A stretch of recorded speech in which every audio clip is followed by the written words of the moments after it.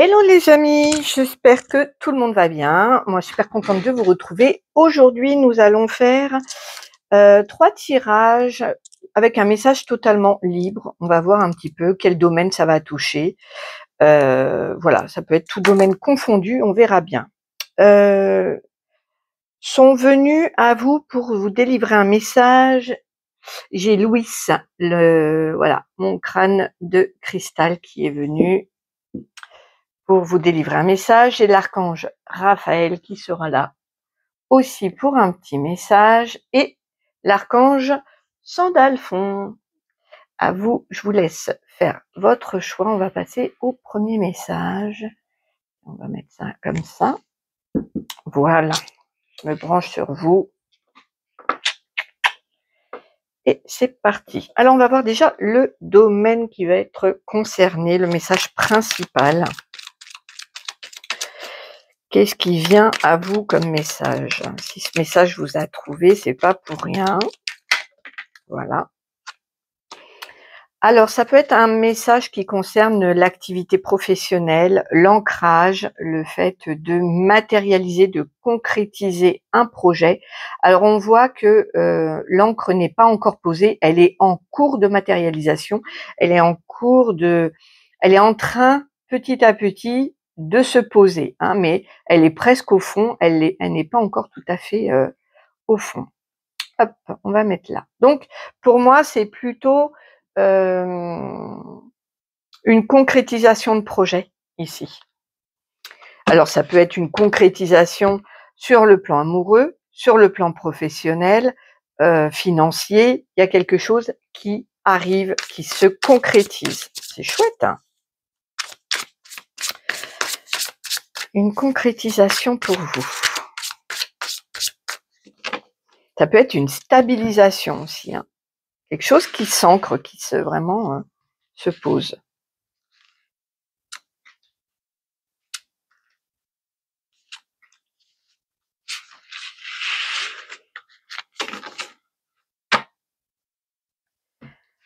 Alors, la roue de fortune, la justice, dis donc, c'est que des majeurs. Le 8 de denier. Ok. Donc là, j'attends de voir ce que Louis m'envoie. Il y a un cadre qui est trouvé, mais il y a aussi une vérité. Le fait de trancher, de décider,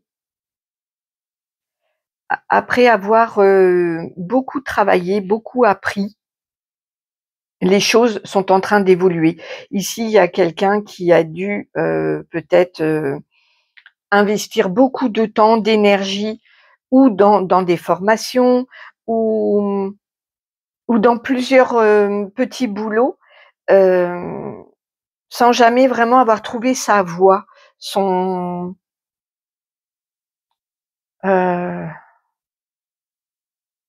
mission, Donc, il y a ici vraiment l'idée d'avoir amassé beaucoup de connaissances, beaucoup d'expériences, soit par des études, des formations, ou alors par plusieurs petits, plusieurs postes différents dans plusieurs sociétés, ou même plusieurs petites entreprises aussi, hein. En tout cas, on vous dit que les choses sont en train de changer. La roue de fortune, c'est vraiment un mouvement. Il y a vous allez accéder à l'étape d'après. Et avec la justice, il y a quelque chose qui se cadre, une énergie plutôt de vérité, de cadre. C'est bien, on sent vraiment que c'est concret. Ici, c'est vraiment un message, après avoir peut-être investi beaucoup de votre temps, des connaissances, avoir cherché votre voie. Ici, il y a une étape qui est franchie, et il y a une concrétisation avec un cadre qui se pose. Il y a aussi un équilibre, hein, qui est trouvé. Et ben, c'est chouette, hein. Pour moi, ici, c'est vraiment matériel, professionnel, financier, quoi. Le conseil. Ingoise avec les vœux. Ah ah, chouette. Ah, c'est un très beau tirage, hein. J'aime beaucoup. On sent, comment vous dire, de ce que m'envoie Louis, il y a vraiment l'idée d'avoir galéré, je pense, ou d'avoir attendu longtemps pour concrétiser quelque chose qui vous tient à cœur, qui vous et là, pouf, ça y est, il y a cette étape-là qui vous permet de le faire. Alors, Ingoise est la 22e rune du Futar. Excusez-moi si je prononce pas bien. Elle représente, il y a Evie qui fait des siennes. Elle représente la gestation, la fertilité, la cohérence, la préparation, le vœu qui se réalise. C'est ce que je vous disais. Son histoire reste mystérieuse, associée au dieu Ing, dont on sait peu de choses. Il était potentiellement le fils de Freyr et de Gerd. Ingoise semble sortir du lot lorsqu'on la compare aux autres runes par sa forme de losange, qui représente le potentiel contenu en nous. Elle est l'œuf qui va éclore et réaliser vos souhaits. On lui attribue beaucoup de force magique et sexuelle. Elle signifie que dans toute gestation, l'attente fait partie du processus. Respecter la croissance naturelle d'un projet en devenir multiplie vos chances de réussite. Vous possédez une multitude de potentiels, d'idées et de souhaits. Ceux-ci sont encore contenus car ils doivent être peaufinés avant leur éclosion. Vous vous assurerez ainsi le bonheur d'un objectif atteint. Vous êtes en train de couver votre succès de demain. Si des résistances vous freinent, reprenez le cours de vos desseins, car les dénouements sont proches. Faites un vœu. Et ben voilà. Super. Donc si ça vous parle si ça vous parle plutôt côté sentimental, pour les couples, l'amour est au rendez-vous et se consolide. Il permet de réaliser des souhaits. Un temps de consolidation est tout de même à observer pour laisser croître et s'épanouir vos sentiments dans la paix et la confiance. Cet amour vous transporte, il apporte sérénité, joie et satisfaction. Pour les célibataires, attendez-vous à vivre une histoire d'amour qui correspond à vos attentes, car vous êtes enfin exaucés. Il y a vraiment l'idée, c'est ce que je vous disais, du quelque chose qui a dû attendre pendant longtemps, et là, il y a cette roue de fortune, ce déclic, cette avancée, cette étape qui est là et qui permet de réaliser un vœu. Ben moi, je suis super contente pour vous. Voilà, c'est dit. Je vous embrasse très fort. N'hésitez pas à me laisser un petit message dans les commentaires si vous le souhaitez. Ah, il y a une écriture automatique. Il y a une écriture automatique. Je vais prendre le cahier. J'avais pas prévu ça. Hop. Alors, Louis.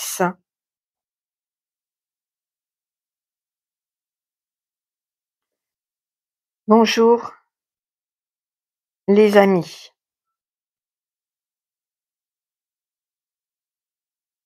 N'hésitez pas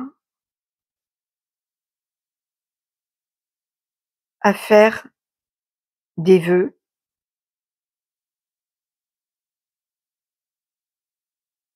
Je viendrai les exaucer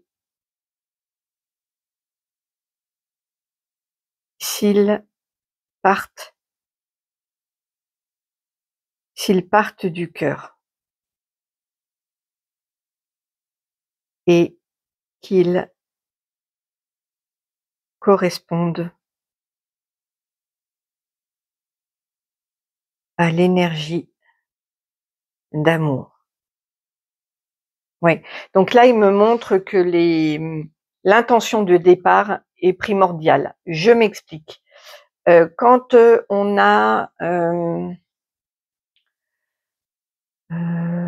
une idée d'un projet, je sais pas, mettons, j'aimerais ouvrir une boulangerie, d'accord? Si l'élan de départ, c'est ma passion de faire du pain, de la pâtisserie, parce que j'aime ça, donc j'aimerais ouvrir une boulangerie, c'est un vœu d'amour, l'élan d'amour est là. Et l'univers, en tout cas mon équipe divine, fait en sorte d'exaucer ces vœux-là. Par contre, si je veux ouvrir un commerce parce que je pense que avec ce commerce, on gagne beaucoup d'argent ou de notoriété, ou ça fait bien sur un CV, ou c'est pour gonfler mon ego. L'élan du départ n'est pas d'amour. Ça ne correspond pas à la vibration d'amour, et dans ce cas-là, ce ne sont pas des projets que mon équipe divine va valider pour le monde de demain. La vibration d'amour est ce qui importe le plus, et tous les projets donc qui partent d'un élan d'amour et de cœur seront validés. Voilà, je voulais juste le préciser. Ensuite, on va voir. Bonjour à vous qui avez fait le choix numéro 2. Donc, comme d'habitude, vous prenez uniquement les messages qui résonnent. Ce qui ne résonne pas, vous le mettez de côté. Et si vous avez besoin d'une guidance privée, mon mail est en barre d'infos. Mes prestations dans le descriptif de la chaîne. Je fais un gros bisou à mes membres et je remercie ceux qui soutiennent mon travail au quotidien. Bisous, bisous. Allez, je me branche sur Raphaël. Alors, dans quel domaine? Donc, ça concerne une épreuve, une difficulté. On voit ce qu'il y a derrière la montagne. Et ben voilà, vous voyez, et regardez, c'est rigolo. Je vous montre. Vous voyez là, il y a la montagne, et derrière il y a la montagne, vous voyez qu'il y a le soleil ici, là, des rayons. Et quand j'enlève, parce que 2 cartes sont venues en même temps, quand j'enlève, il y a le soleil derrière. Très intéressant. Très, très intéressant. On va voir le message. Donc là, ça concerne une épreuve que vous traversez. Ça peut être une difficulté, quelque chose de difficile.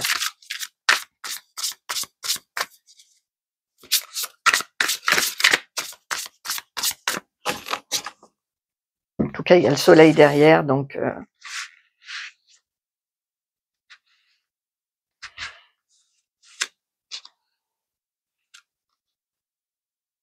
voilà, le message principal.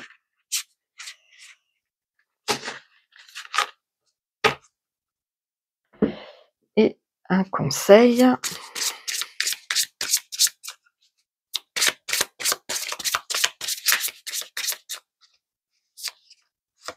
Voilà. Et je vous lirai le petit livret pour le conseil. Allez, c'est parti. Concernant cette difficulté-là, alors j'ai la tempérance, hop, l'as d'épée et le 4 de denier. Allez, j'attends de voir ce que Raphaël m'envoie. Alors la tempérance, elle s'appelle aussi la fontaine de larmes. L'as d'épée s'appelle tout s'éclaire, et le 4 de denier, c'est la sécurité en cage. Donc effectivement, ici, votre épreuve, hop, derrière il y a le soleil, donc vous êtes vraiment pas loin de... Et puis on voit, avec l'as d'épée, tout s'éclaire, on voit bien effectivement tout s'éclaire. Ça... Donc, concernant une difficulté que vous avez là actuellement, il y a vraiment un éclairage qui va se faire en prenant conscience que de tout garder pour soi ne reflète qu'une peur de perdre, de ne pas avoir assez, le peur de manque. Et donc, vous allez soigner ces peurs-là.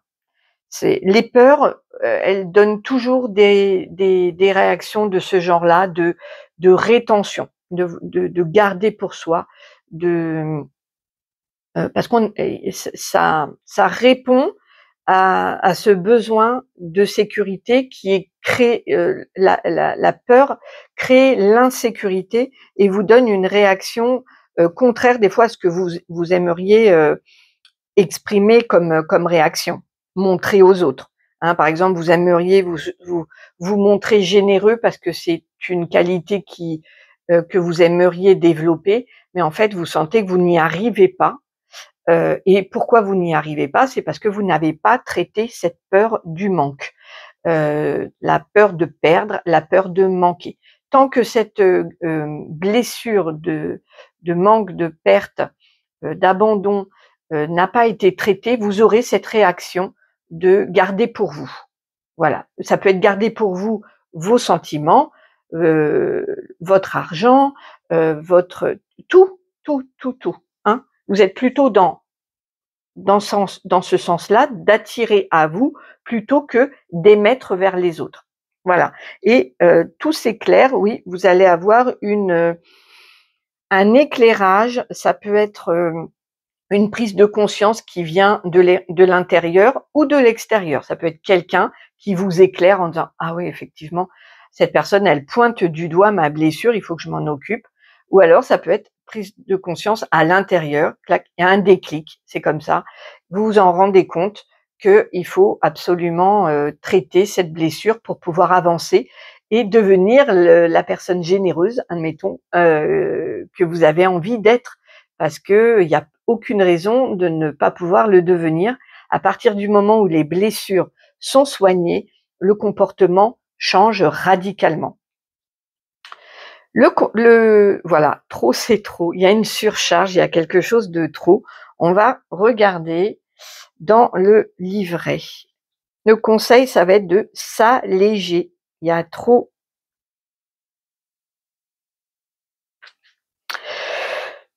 de repos nous engourdit, trop de fracas nous étourdit, trop de froideur est indolence, trop d'activité turbulence. Ici, il y a de l'agitation, du stress, de la dispersion, de l'hyperactivité, peut-être du perfectionniste. Être capable de sentir et de poser ses limites pour éviter toute surcharge, capacité à synthétiser, connaître ses priorités, savoir revenir à l'essentiel. Vous pourriez vous sentir dépassé, ne pas savoir dire non, perfectionniste qui mène à l'épuisement. Vous avez besoin d'alléger vos tâches quotidiennes, de relâcher la pression et d'être moins dur envers vous-même. Si vous avez tendance à être perfectionniste, il est temps de lâcher du lest. Il faut lâcher. N'attendez pas de souffrir pour dire stop, n'attendez pas d'être malade pour vous reposer.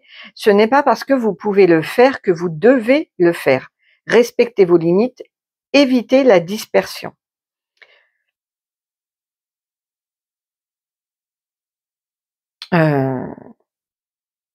Donc les questions à vous poser. Respectez-vous vos limites en ce moment? Qu'est-ce qui arriverait si vous étiez moins actif concernant votre question? Qu'avez-vous à perdre en ralentissant le rythme dans votre vie? Votre question est-elle vraiment essentielle ou motivée par une agitation intérieure? Voilà les questions à vous poser. Donc là, il y a vraiment l'idée de lâcher du lest, de s'alléger, d'en faire peut-être moins, et de s'occuper de cette difficulté que vous rencontrez à plutôt de prendre conscience de ce qui dans votre comportement, de ce qui doit être guéri, parce qu'avec la tempérance, c'est vraiment un équilibre qui doit être retrouvé. Alors ici, c'est certainement entre le donner, le recevoir, et aussi, c'est une énergie de guérison, la tempérance. Donc il y a quelque chose à guérir et en plus, vous allez trouver la clé pour vraiment dépasser cette, difficulté et trouver le soleil. Donc vous n'êtes pas loin du tout, du tout. Continuez si vous êtes en train de travailler sur vous, continuez parce que vos efforts vont payer, ça va s'éclairer d'un seul coup et vous allez dépasser un petit peu, toutes ces difficultés en ce moment voilà, qui vous surchargent. Il y a une surcharge ici, il y a quelque chose qui est en trop. Voilà les amis, j'espère que ce tirage vous aura parlé. N'hésitez pas à me faire un petit retour dans les commentaires. Je fais des gros bisous à tous ceux qui me soutiennent, à mes abonnés et particulièrement aux membres qui soutiennent au quotidien mon travail. Je vous embrasse très très fort. Prenez soin de vous, je vous retrouve très très vite. Allez. Bonjour à ceux qui ont fait le choix de Sandalphon. Là, il n'y avait pas d'écriture automatique pour Raphaël. Pour Sandalphon, on verra. Allez, dans quel domaine, quel est le domaine pour votre message? Ça concerne une femme. Donc, si vous êtes une femme, ça peut vous concernez vous, dans votre personnalité. Ça peut être votre partie féminine si vous êtes un homme, ça peut être la femme que vous avez dans le cœur si vous êtes un homme. En tout cas, ce message concerne une femme. Allez, on va voir un petit peu.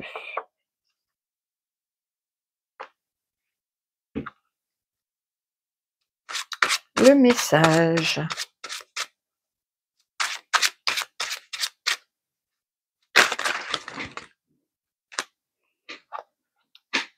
Alors, il y a celle-ci.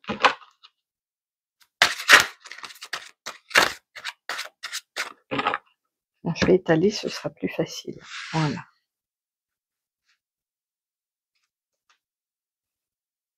Voilà, on va prendre une carte conseil.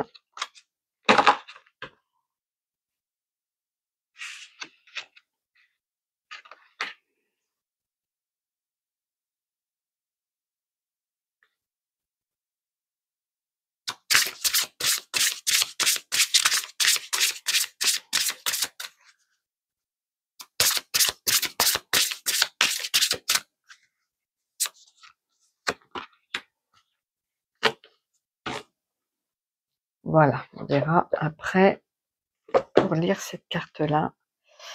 Alors, ici, il y a une femme qui se sent bloquée, qui se sent coincée.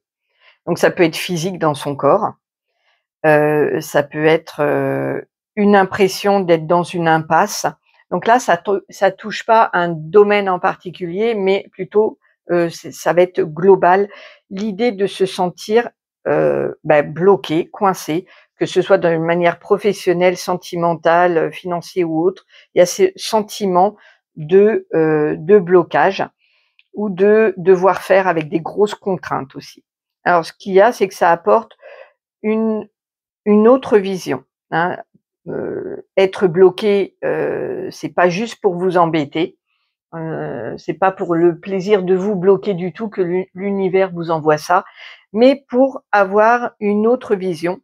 La personne qui est pendue à un pied, à un arbre, avec la tête en bas et les mains liées, a une autre vision du monde. Si elle ouvre les yeux, elle voit le monde d'une manière complètement différente, à l'envers, et peut-être même qu'elle pense différemment, elle a une autre vision du monde. D'accord? Donc, c'est ce qui vous est demandé quand vous êtes bloqué, quand vous vous sentez dans une impasse, c'est peut-être de voir les choses autrement. Parce que on voit ici que entre la 7 de bâton, il y a l'idée de quelqu'un qui se défend contre les autres. L'idée de défendre ses opinions, ses valeurs, sa façon d'être, de vivre. Elle est vraiment dans une position de défense. Et avec le 5 d'épée, il y a l'idée d'avoir gagné une bataille, mais pas la guerre, hein, mais on a gagné une bataille. Donc il y a vraiment ici des énergies de lutte, entre le fait de batailler pour réussir quelque chose ou de défendre sa position, sa façon d'être. Je comprends que ce soit bloquant parce qu'on est dans des énergies de lutte. Voilà, il y a vraiment ici, ça doit être fatigant pour cette personne-là, de lutter, d'être constamment dans la lutte et de se sentir bloqué. Mais pourquoi? On va voir avec cette carte du dogme. Je vous montre la carte. Elle est assez particulière. De toute façon, ce jeu, il est très particulier. Il y a beaucoup d'éléments, donc je préfère vous montrer la carte et je vais vous la lire pour le conseil. Dogme. Dans quel dogme non questionnable me suis-je construit? Quels sont ceux que je ne questionne plus? Tout dogme, toute religion ou idéologie ne feront que se mettre en travers du chemin entre l'humain et son éveil spirituel. La religion tente d'établir une cartographie et des règles là où par essence il ne peut y en avoir. C'est intermédiaire entre l'entité qu'est l'humain et sa source. c'est institutionnaliser ce qui par essence ne peut être que personnel et intime, puisque le rapport au tout, du point de vue de ce que chacun nous sommes, ne peut être que déformé par notre perception. Le dogme, c'est l'expérience d'une ou plusieurs personnes appliquées aux autres. Il les distancie ainsi de la nécessité absolue de faire leur propre expérience sans influence de narratif externe. La religion, c'est croire en l'expérience d'un autre. La spiritualité, c'est faire la sienne. La religiosité dogmatique est un des grands symptômes du manque de foi, d'absence de sentiments mystiques et donc d'amour. Le religieux va chercher dans l'expérience d'un autre ou dans un livre l'expérience qu'il ne peut ou ne veut pas avoir lui-même. C'est la graine de la dépossession de sa propre responsabilité spirituelle. Ces questions mentalisées émanant d'humains baignant dans l'insécurité existentielle donnent lieu à d'autant plus de religions qui priment alors sur la valeur de l'expérience directe. Le religieux a peur du mal, le spirituel est celui qui l'a intégré et transcendé. Le religieux combat le mal, le spirituel l'intègre, le transmute, le transcende. Le religieux a peur de l'ombre, le spirituel est celui qui, descendu dans l'ombre pour y faire la lumière.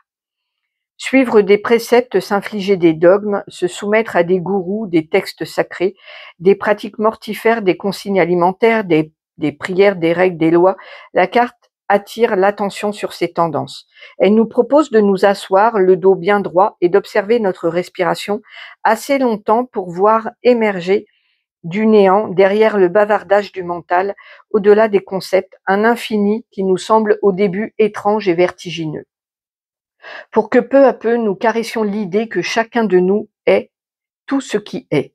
Il y a à la source de ce chemin qui va nous demander un courage peu commun, un appel, une intuition, une lueur dans le noir de notre intériorité qui pulse chaudement, doucement, puis toujours, et qui nous dit que dans cette vie, il ne peut pas s'agir que de ça, qu'il existe autre chose, derrière l'idée d'avoir un travail, de faire carrière, de fonder une famille, de réussir.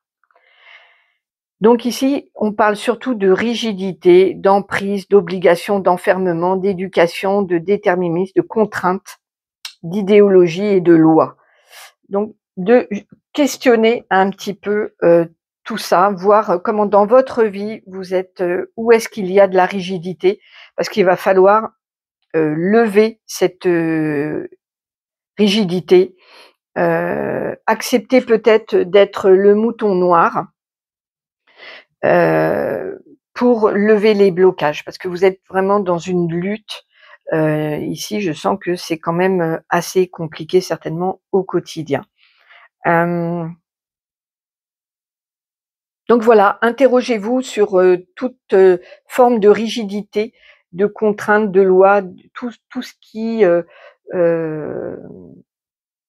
de remettre en question certains principes peut-être éducatifs.